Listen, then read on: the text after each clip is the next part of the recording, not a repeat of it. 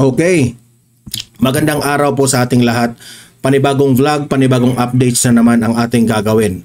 Eto, pag-usapan natin itong balita ng Daily Tribune na ang malaking tanong ngayon ng taong bayan, ito bang si Bongbong Marcos ay si Martin Romualdez pa ba ang magiging House Speaker sa remaining years niya? Kasi may 3 taon pa si Bongbong Marcos. Papayag ba na itong si Bongbong Marcos ay si Martin Romualdez pa ang magiging House Speaker, na alam naman niya kung ano ang nangyari under the leadership of Martin Romualdez dyan sa House of Representatives. Alam natin na sobrang magulo at sobra pong ang dami pong kapalpakan, no? Nag-away-away na nga si VP Sara at itong si Bongbong Marcos, di ba? O yan, pag-usapan natin yan. Dito lang yan sa balita ng Daily Tribune sa sinabi po ni Billy L. Andal yata, Andal? Okay. Yun ang una nating pag-usapan, ha? Pangalawa nating pag-usapan ay itong si President Donald Trump of United States of America ay ini-urge niya ang kanyang mga alay, kagaya nating Pilipinas, urges allies to rally behind them patungkol po sa galit nila sa ICC. Alam naman natin na ang daming kapalpakan itong mga taga-ICC, di ba? So ina-urge tayo kasi ally tayo ng Amerika. Sabi pa nga ni Sas Rogando dito, this is very awkward. Kasi po, si Bongbong Marcos nakipagtulungan sa ICC. Hinayaan niya na mahuli, hindi pala hinayaan, talagang dinala niya. Inutusan niya si Torre na dalhin doon si former President Duterte sa ICC. Meaning to say, ini-ignore lang ni Bongbong Marcos ang tinatawag nating wala ng jurisdiction ang ICC dito sa Pilipinas. Kaya nga tumiwalag itong si former President Duterte sa ICC. Tapos ngayon, this is very awkward. Ano kaya ang response ni Bongbong Marcos dito kay panawagan ni President Donald Trump? Okay, mamaya malalaman natin yan, kasi natataranta na si Bongbong Marcos dito sa galaw ng mga taga-Amerika. Okay? Ito pa. Dahil po itong Amerika ay nananawagan po ng to rally behind them ang mga allies nila. Ito ay still patungkol sa ICC, Ito namang the Netherlands, okay? Nag-react na po sila sa ginawa ng Amerika. Yan ang alamin natin. Ipapakita ko sa iyo mismo, sa inyo, yung video patungkol dyan. Okay? Ang gobyerno po ng Netherlands nag-react na po sa gagawing sanksyon ng Amerika patungkol po dyan sa ICC. Okay? Mamaya. At ito, last but not the least, pag-usapan natin itong update patungkol kay Grijaldo. Na alam naman natin na itong si Grijaldo ay nagsasabi lang ng totoo, pero hanggang ngayon nakadetain dyan sa House of Representatives. At alam natin na binisto ni Grijaldo ang patungkol kanila Abante at Dan Fernandez. Diba? Kung maaalala natin yan. Kaya isa yan sa mga reason bakit na-contempt siya. Ang tanong kasi dito, tama lang ba na i-contempt ng ganon katagal itong si Grijaldo? Magtatapos na yung 19th Congress, saka pa siya makalabas. Ano ba ito? Power tripping? May hustisya ba tayo kay Grijaldo sa nangyari sa kanya dito? Yan, malalaman niyo yan mamaya, okay? So, yun po ang mga pag-uusapan natin. Pero bago ang lahat, bago natin ito pag-uusapan, help me po muna na i-like at saka i-share itong ating video para guys kakalat ito sa taong bayan. Okay? O, sabay-sabay muna tayong mag-like and share sa video na ito. 1, 2, 3, go! Okay? Naka-like and share. And sa mga bago pa lang dito sa aking channel, sa Donmar TV, mag-subscribe na po kayo para lagi kayong updated sa ating mga balita. And at the same time, ang inyong mga cellphones, ma-notify kapag meron tayong bagong uploads, meron tayong breaking news, at kung nagla-live mismo ang ating channel ay malalaman po ninyo. Okay? Kaya mahalaga po na mag-subscribe tayo dito sa Donmar TV. 1, 2, 3, go! Okay? Nakasubscribe na ba? Okay, ito. Basahin muna natin itong balita ng Daily Tribune. Okay? Ito yung nakasabi dito. Ayan, may picture pa ni Martin Romualdez at itong si Bongbong Marcos. Kasi magpinsan sila, di ba? Siguro may motto sila na walang iwanan. Di ba? Ito. The more important question on everyone's mind of thinking Filipinos, yung mga Pilipino raw mga nag-iisip, no? Maliban na lang doon sa mga kakamping at sa mga loyalista at sa mga dilawista, nasarado na ang isip, at yung mga ano na rin, yung mga vloggers ng mga bangag at mga tambaluslos, no? The question on everyone's mind of the thinking Filipinos is, will President Bongbong Marcos make the same mistake twice by letting him stay? Ibig sabihin, him, meaning si Martin Romualdez, hahayaan ba ni Bongbong Marcos na mananatili itong si Martin Romualdez dyan sa House of Representatives? Okay? Hahayaan mo ba yan, Bongbong Marcos? Diba? Kasi alam mo na sobrang palpak yung pinsan mo. Kahit anong anggulo ang sasabihin mo, siya yung dahilan bakit nag-away kayo ni VP Sara. Siya yung dahilan bakit bumaba yung rating mo, trust rating. Kasi kung ano yung kapalpakan na gagawin nito ni Martin Romualdez, it will always reflect on you, Bongbong Marcos, kasi pinsan mo. And itong si Martin Romualdez ang dahilan sa sobrang daming question sa mga tanong ng taong bayan. Like for example, itong flood control projects, yung mga blank items dyan sa 2025 national budget, sa mga ayuda-ayuda na yan na hindi po nagugustuhan ng taong bayan kasi marami po sa ating mga taxpayers ay hindi po kontento na ipamimigay na lang ng ganyan ang kanilang mga tax. Okay? Kasi pinaghirapan nila yan. Nagbigay sila ng malaking tax tapos napupunta lang sa mga ayuda-ayuda na ito.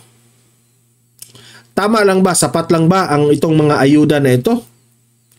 Na magmukhang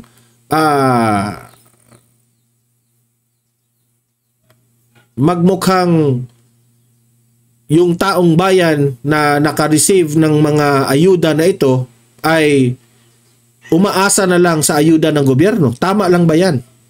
Okay? Kaya kine-question ka ngayon, Bongbong Marcos. Kung still si Martin Romualdez pa ang gagawin mong House Speaker. Kasi yung ginagawa mo na nag-courtesy resignation ka, no?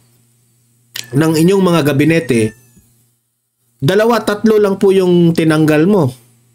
So, ibig sabihin, this is not the main problem, itong mga gabinete mo. Kung ano man ang hinanaing ng taong bayan.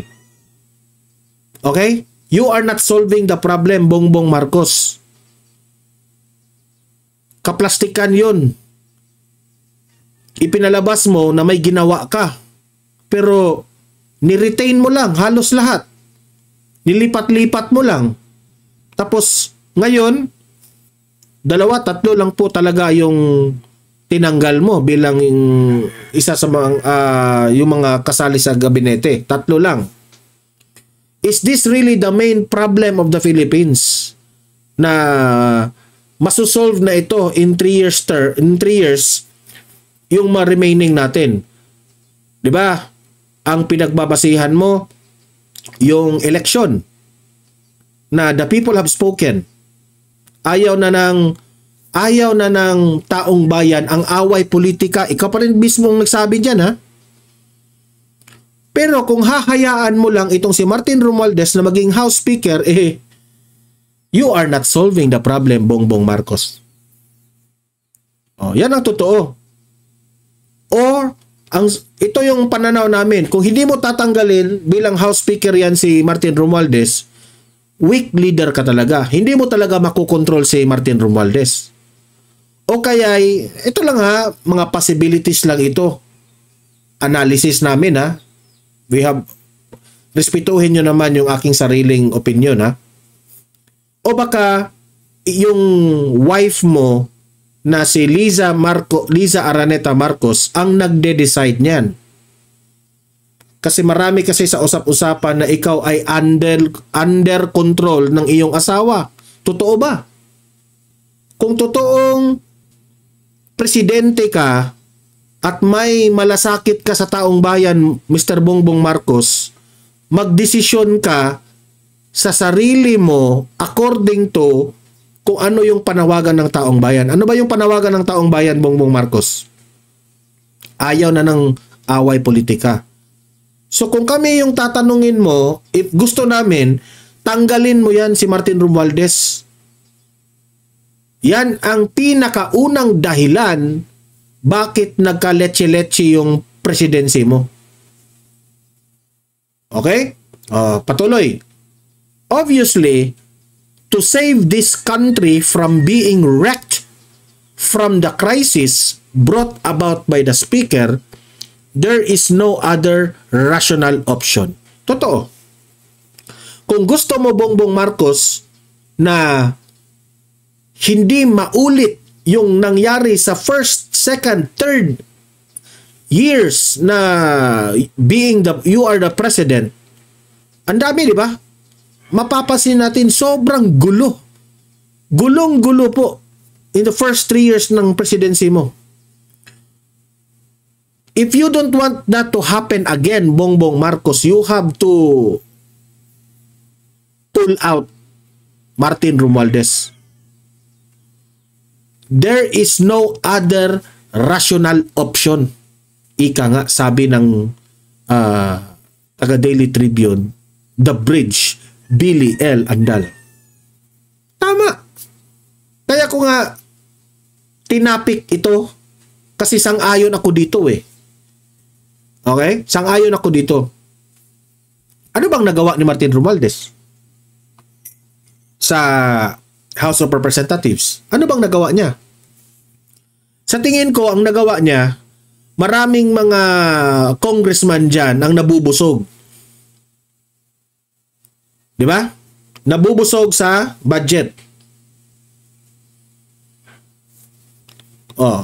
Take for an example, yung the last day na inimpeach nila si VP Sara, kailangan nilang magpakalap ng pirma. In order for them na makapakalap sila ng pirma, okay?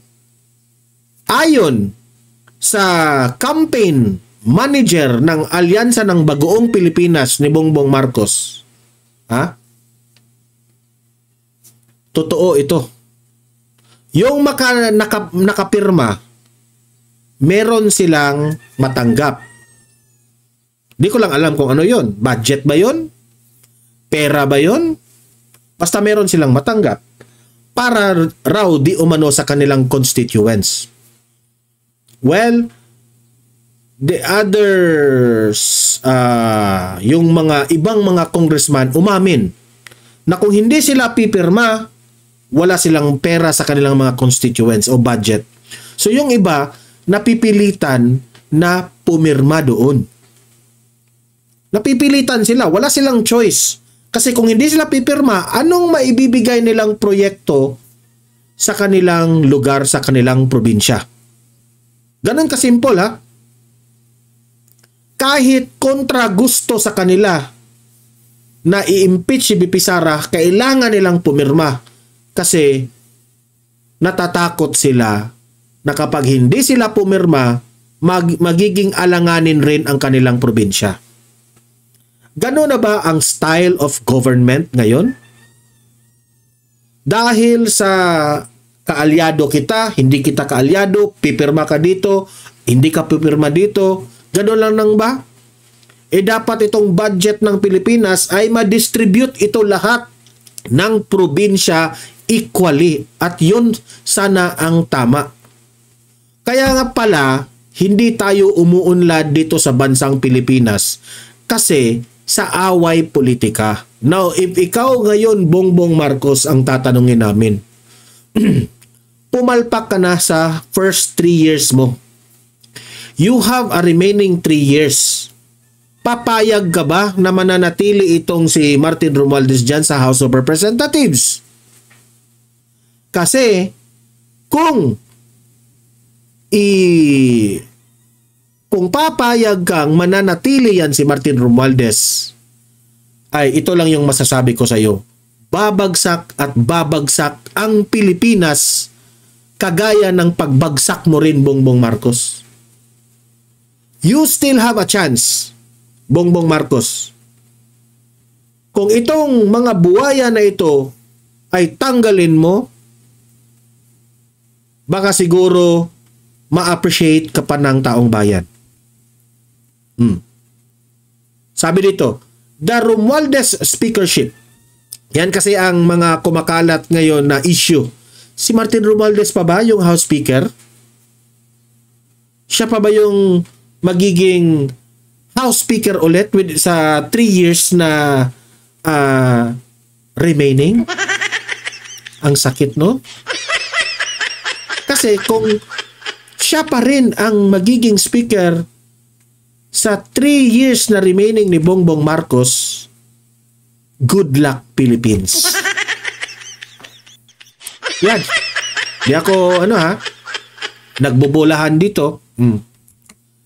They asked, how can the president allow a cold, selfish, egoistical maniac to lead the house? Tinawag pa talagang maniac ha. The Bridge Billy L. Andal. Okay? So, sa madaling salita, sang-ayon po ako dito sa balita na ito. Okay? Let's wait and see sa 20th Congress kung si Martin Romualdez pa ba ang gagawing House Speaker ng HOR.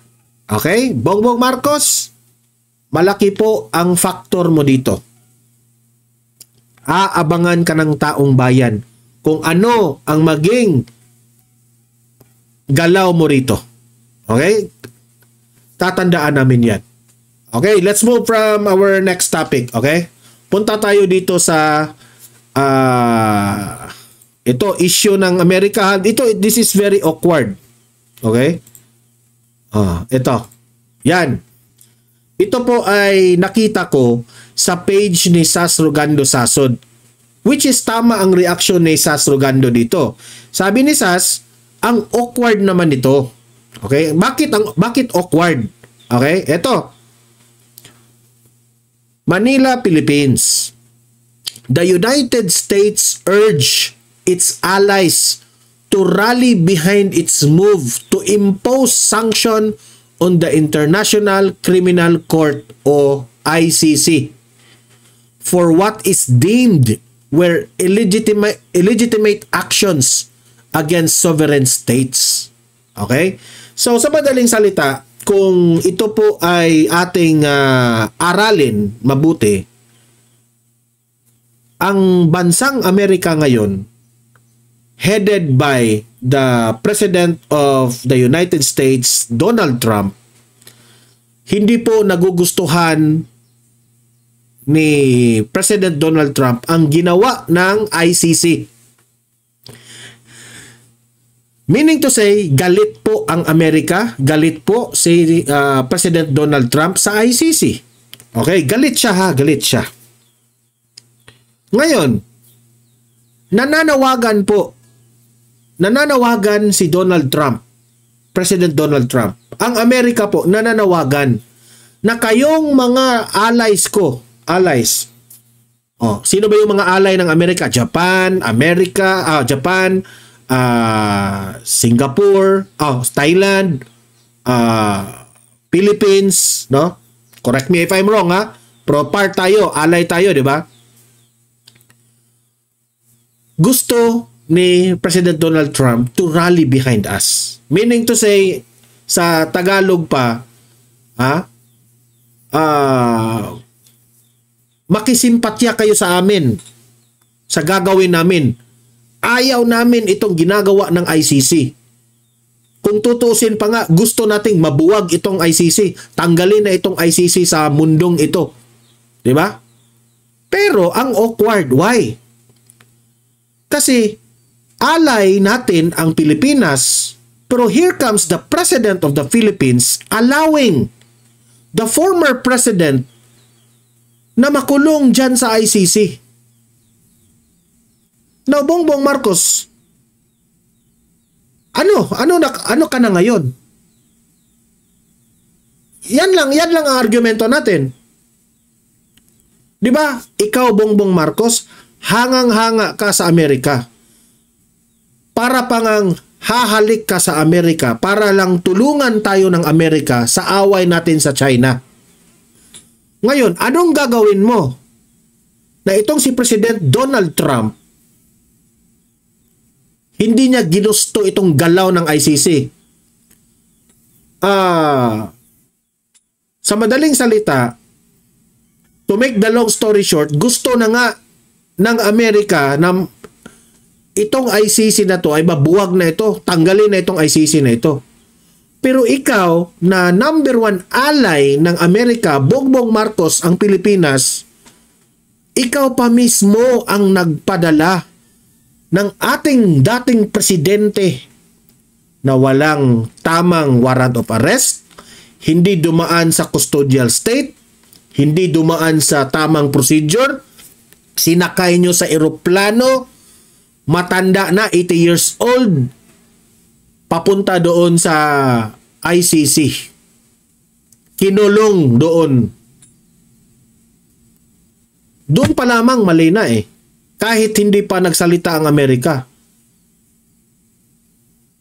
Hinayaan mo ang isang Pilipino na maaresto, makulong sa mga dayuhan. Doon pa lamang, Bongbong Marcos, sobrang mali mo na doon. Now, this is very awkward now. How can Bongbong Marcos rally the Philippines sa panawagan ng United States of America, Donald Trump? So, ang aking analysis dito, galit po si Donald Trump, President Donald Trump, galit siya sa ginawa ni Bongbong Marcos kay Tatay Digong.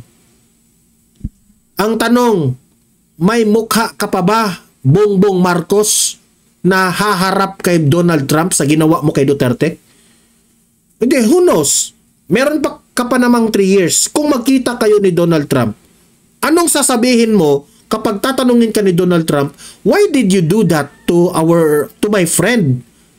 Oh, hindi natin alam ha. Baka may, kasi kilala natin si Donald Trump, prangka yan, magsalita.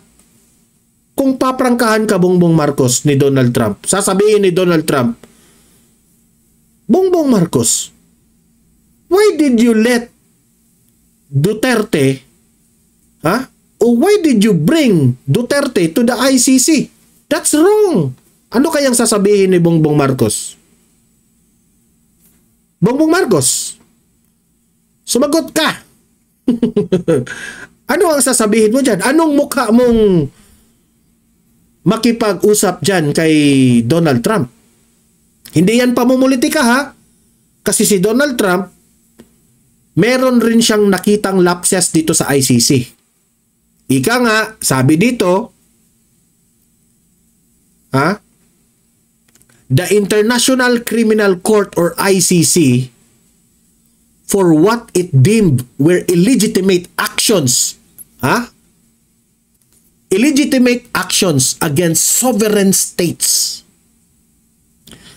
US calls on allies to support sanction against ICC. Now Marcos, makakasuporta ka ba kay Donald Trump sa gagawing sanction sa against ICC? Yan ang malaking tanong. Kaya mo ba? Kasi kung kaya mo makipagplastika na naman kay Donald Trump, kung sasabihin ni President Donald Trump, mukha yatang sablay ka BBM. Kung ano yung mga request mo dyan, baka one of these days sasabihin ni Donald Trump, gawin mo na makalabas si Duterte dyan sa ICC. Kasi it defeats the purpose na sinanksyon namin ang ICC tapos meron kaming alay, kaibigan ko pa yung kinulong. Di ba? Kaibigan pa ni Donald Trump itong si Duterte. Kinulong nyo.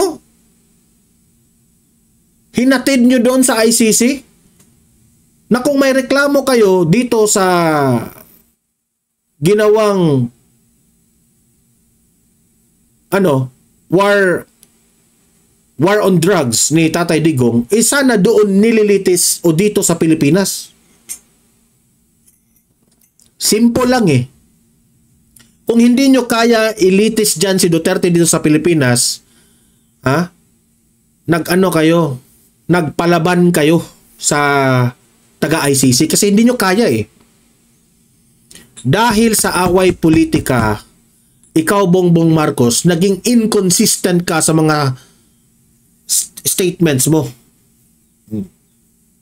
So, tama. Ang awkward nito, sabi ni Sastrogando. Ang awkward. Okay? So, ngayon, na nangyari na ito, kayo mag-comment kayo ano kaya ang gagawin ni Bongbong Marcos dito? Kayong mga nakikinig sa akin ngayon.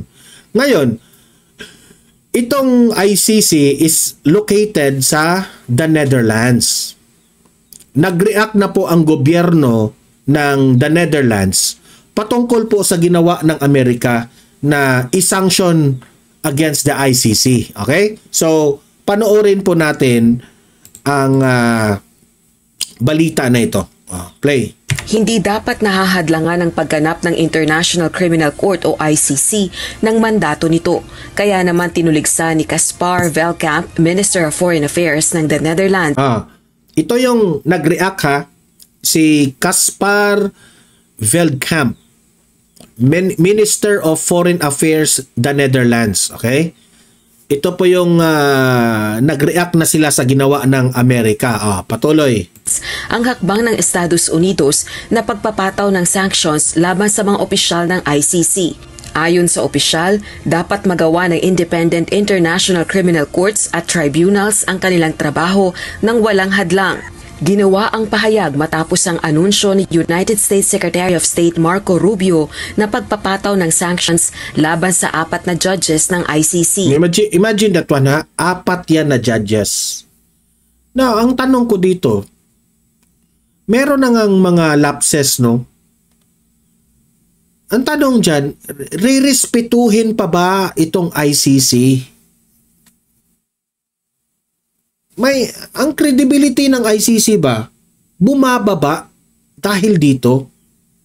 Ang daming nang nagsasabing corrupt raw ang ICC. Ang ICC ay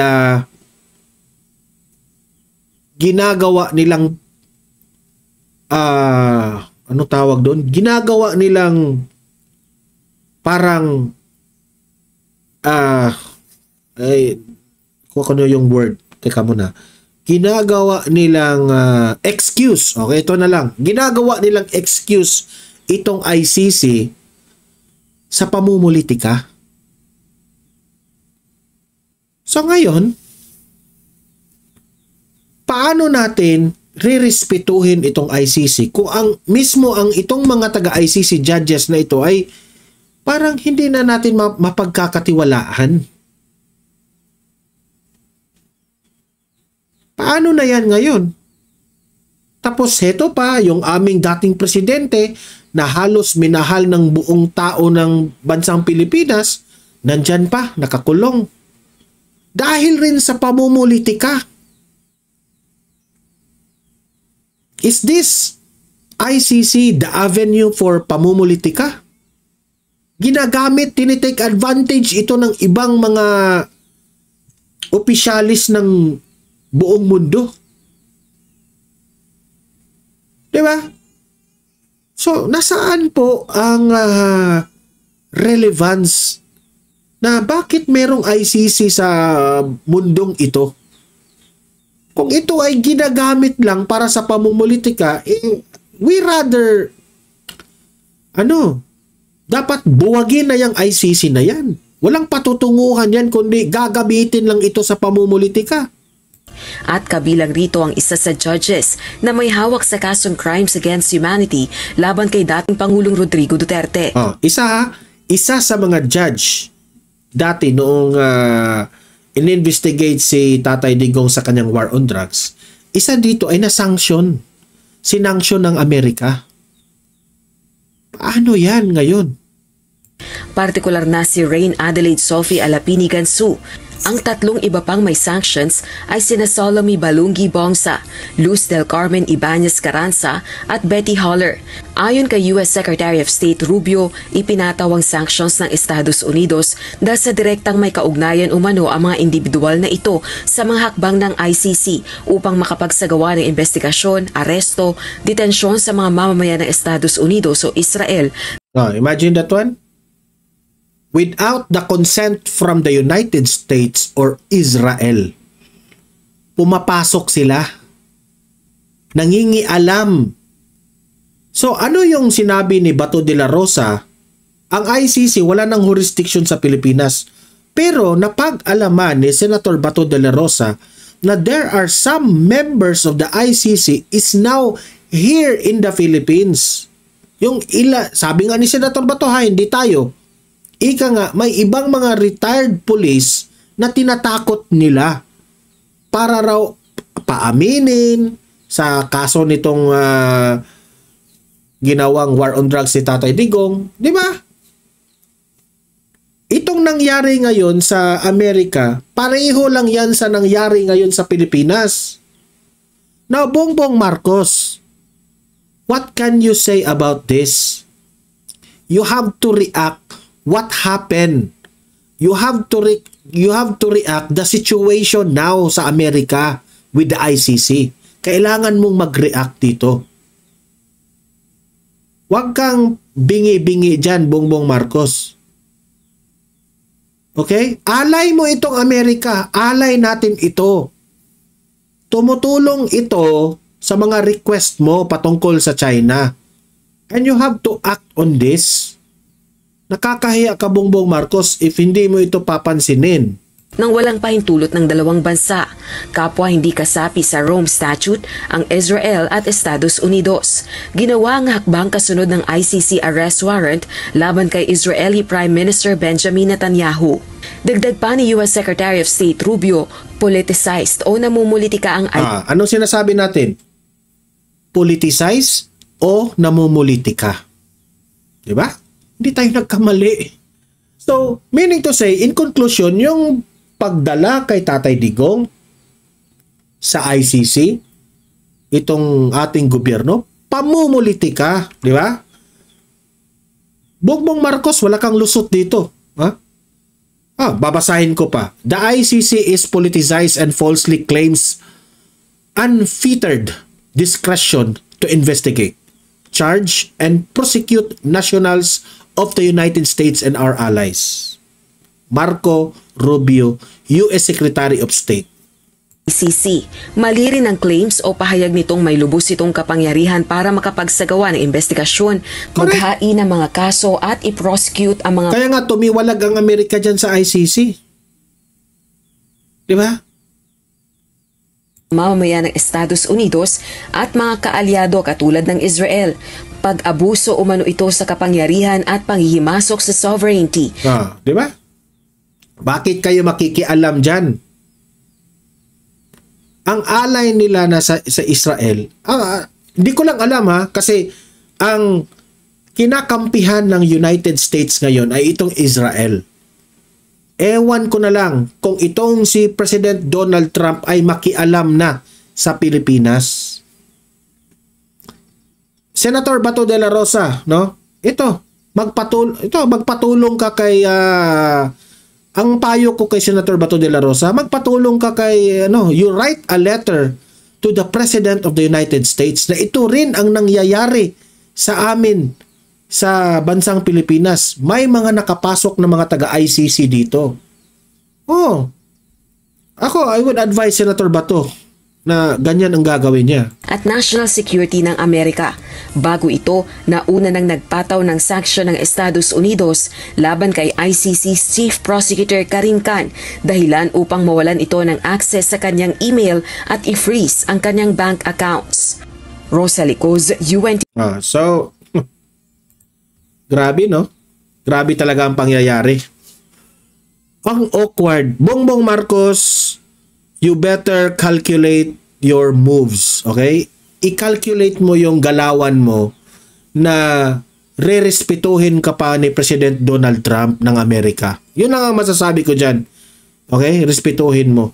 Okay, punta tayo dito kay Grijaldo, no? Isa rin itong issue eh. Kasi po, ayaw po natin itong nangyari kay Grijaldo. Nasasaktan po tayo sa nangyari kay Grijaldo.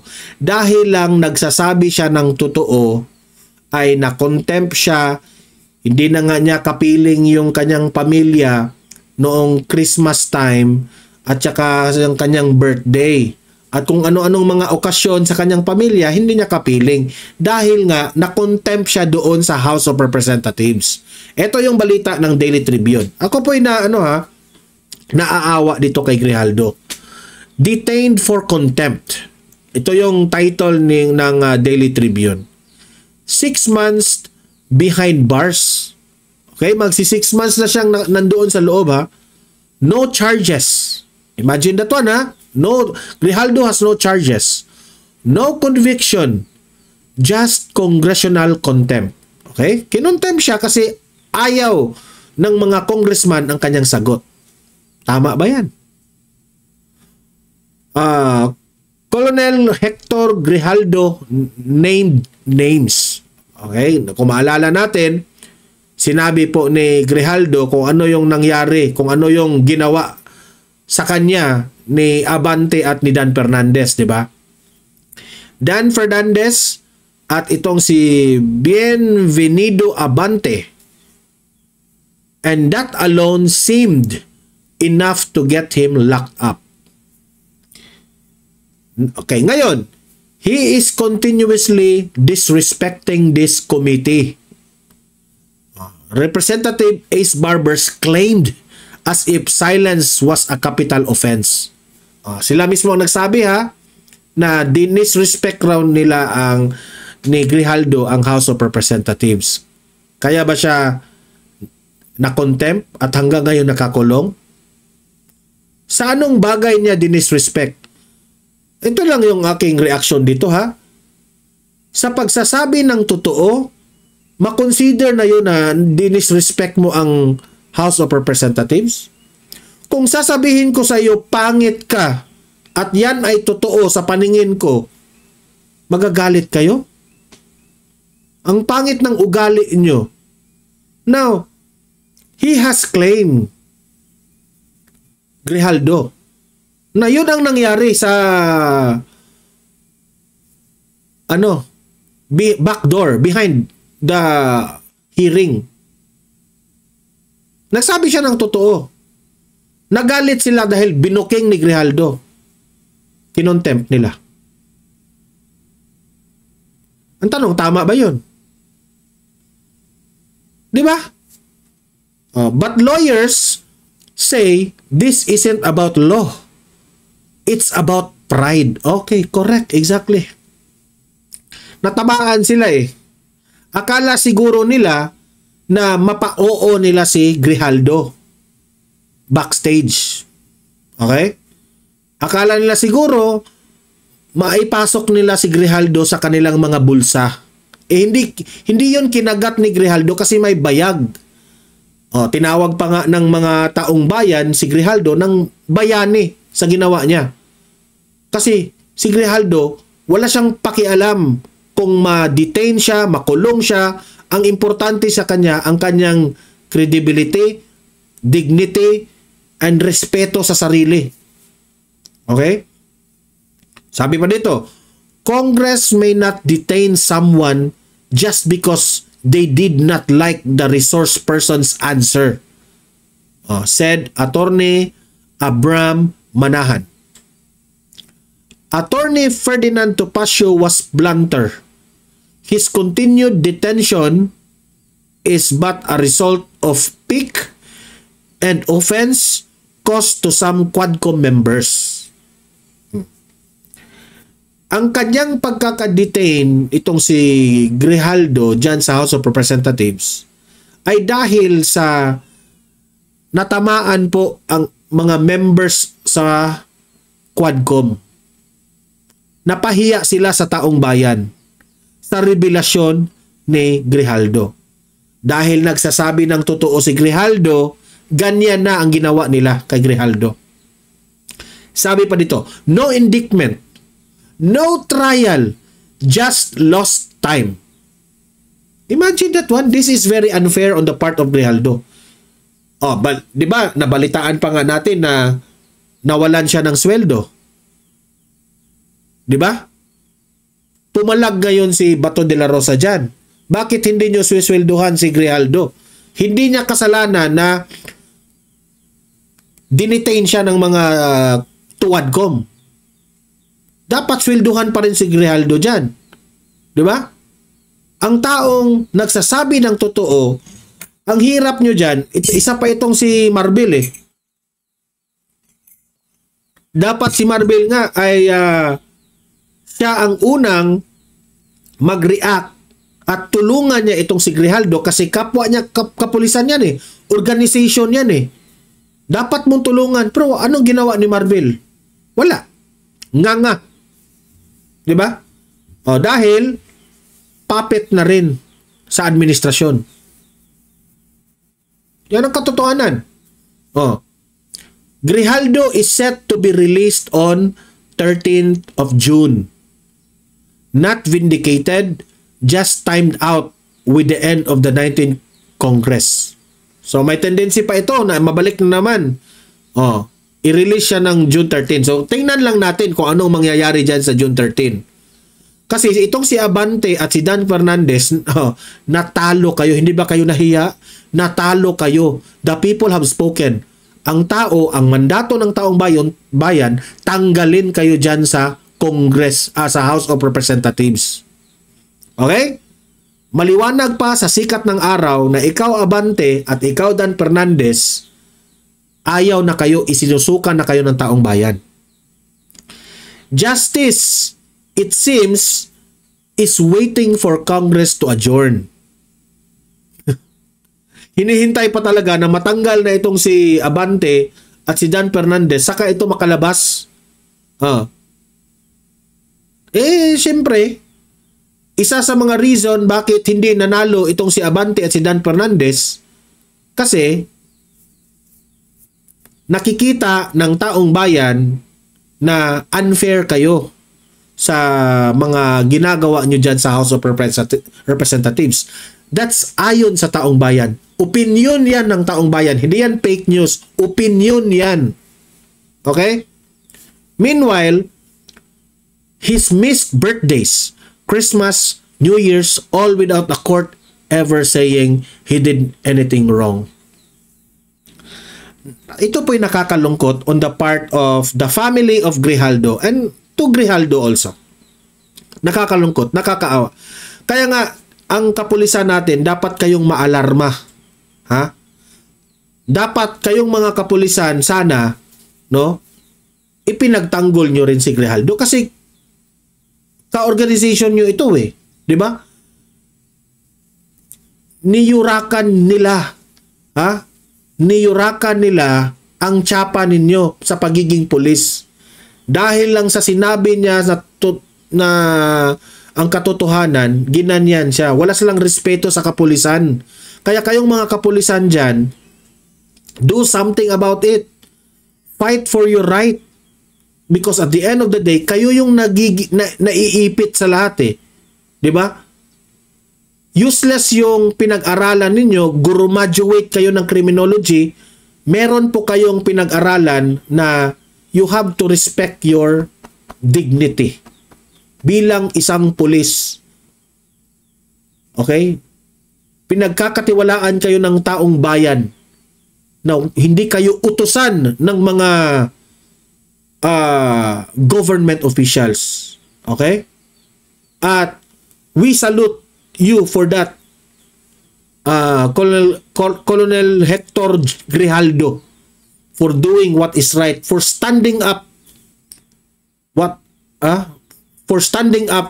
for the Filipino people and to our country, the Philippines. Okay? Saludo kami sa iyo, Grijaldo. Okay? So, yun lang po ang ating pag-uusapan ngayon. Libre kayong mag-comment, mag-react sa mga pinag-usapan natin at usap-usap tayo sa comment section. Guys, don't forget i-like at saka i-share itong video na ito para kakalat ito sa taong bayan. And sa mga bago pa lang dito sa aking channel, mag-subscribe na po kayo para updated kayo lagi, okay?